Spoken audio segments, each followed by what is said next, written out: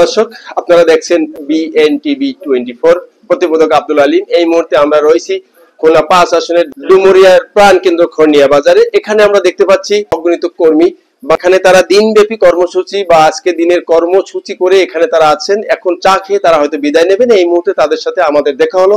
এবার আপনাদেরকে একটু জানাবো তাদের আজকে সারা দিনের কর্মসূচির বিভিন্ন অংশ। আপনার কাছে আমি একটু জানতে চাচ্ছি আপনার নাম এবং আপনার পরিচয় দিয়ে আজকে সারা দিনের কর্মসূচিটা সংক্ষেপে প্রকাশ করুন। আমি মোল্লা আবুল কাশেম, খড়নি ইউনিয়ন ধানের শীষের নির্বাচন পরিচালনা কমিটির আহ্বায়ক। এই মুহূর্তে আমরা কিন্তু ধানের শীষের আলোচনা নিয়ে আমরা চা চক্কর করার মুহূর্তে আপনি চলে আসছেন। আমার ইউনিয়নে ধানের শীষের বিজয় সুনিশ্চিত। আমরা ধানের শীষের জন্য আমাদের এই যত নেতা কর্মী আছে, এখানে অনেক ওয়ার্ডের নেতা কর্মীরা আছে, সবাই মাঠে কাজ করতেছে।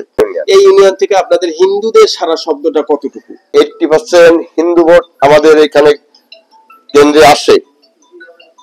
আমরা 70% পাবো, মানে 70% 70% পাবো। তো আপনাকে অনেক ধন্যবাদ। আবার আসবো আপনার কাছে। ভোটের কি পরিমাণে আশ্বাস আপনারা পাচ্ছেন?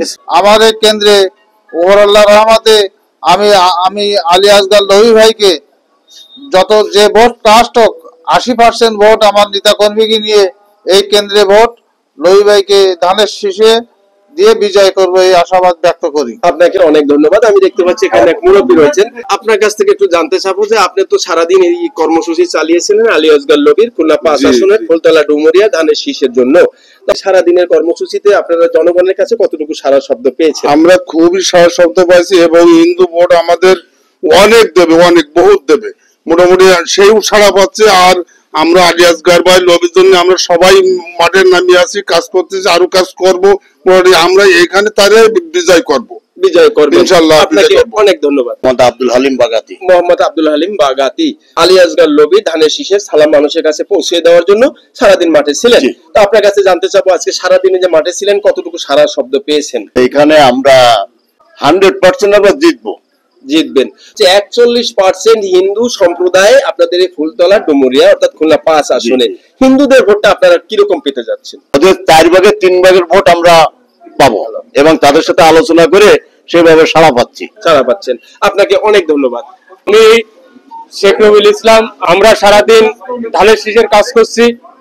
আমরা প্রত্যেক মহিলাদের দুয়ারে দুয়ারে যাচ্ছি, তাদেরকে বুঝায় সক্ষম হয়েছি। আমার ওয়ার্ল্ডে প্রায় 3000 ভোট, এই ভোটের মধ্যে প্রায় 1800-1900 ভোট আমরা পাবো ইনশাল্লাহ। আর হিন্দু সম্প্রদায়ের সাথে আমরা একের পর এক বৈঠক করছি, তারা আমাদের দিকে অগ্রসর হচ্ছে এবং তারা আমাদের উপরে আস্থা রাখছে।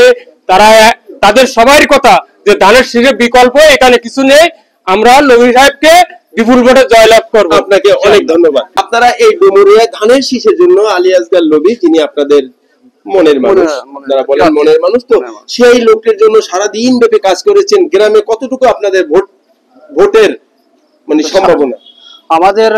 আমরা সকাল থেকে যে কাজ করেছি, মানুষের বাড়ি বাড়ি গিয়েছি, হিন্দু মুসলমান যারা আছে সবার সাথে কথা বলেছি, তারা আমাদের সাড়া দিয়েছে। ইনশাল্লাহ আমরা এই নির্বাচনে যে নির্বাচন আসতেছে এই নির্বাচনে আমরা বিজয় সুনিশ্চিত। আপনাকে অনেক ধন্যবাদ।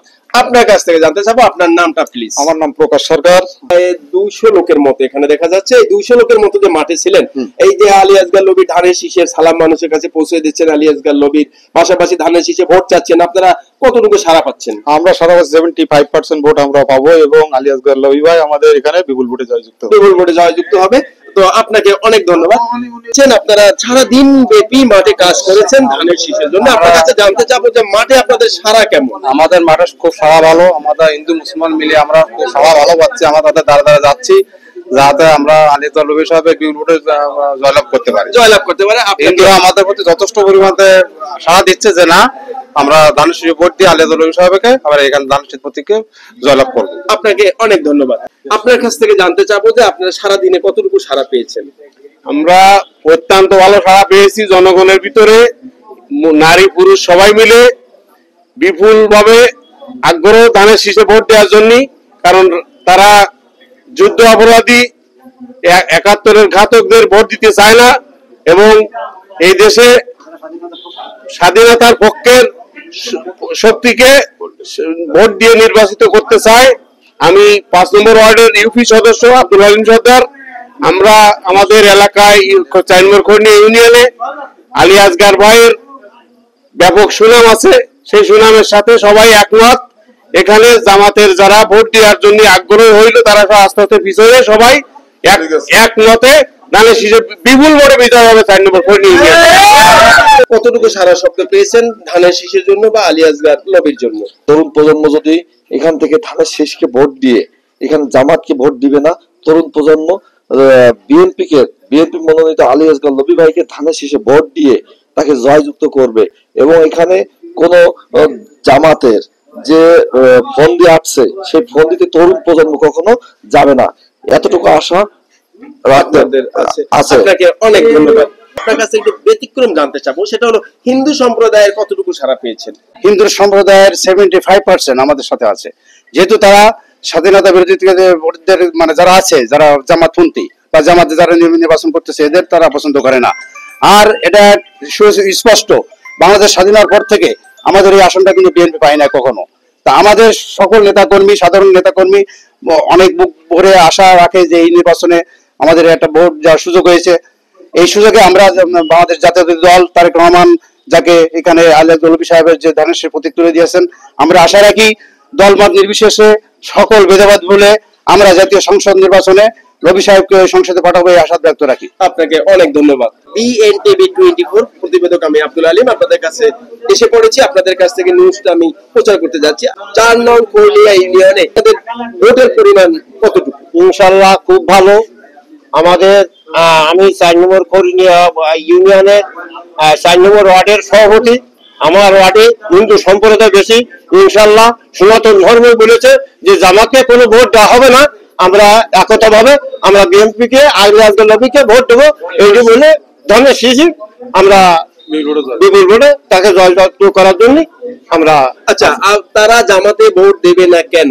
দেবে না 71 সালের ওই ঘাতক ওই যুগে বলে আছে তো সবকিছু দেখেছে। ওরা তো যুদ্ধ অপরাধী, ওরা আজীবন তো মানে বাংলাদেশ বলে ওরা মানিয়ে নিতে চায় না, যেহেতু ওরা আজকেও এখনো পর্যন্ত বলে যে পাকিস্তান, কিন্তু এটা তো পাকিস্তান না, এটা তো আমরা জানি বাংলাদেশ।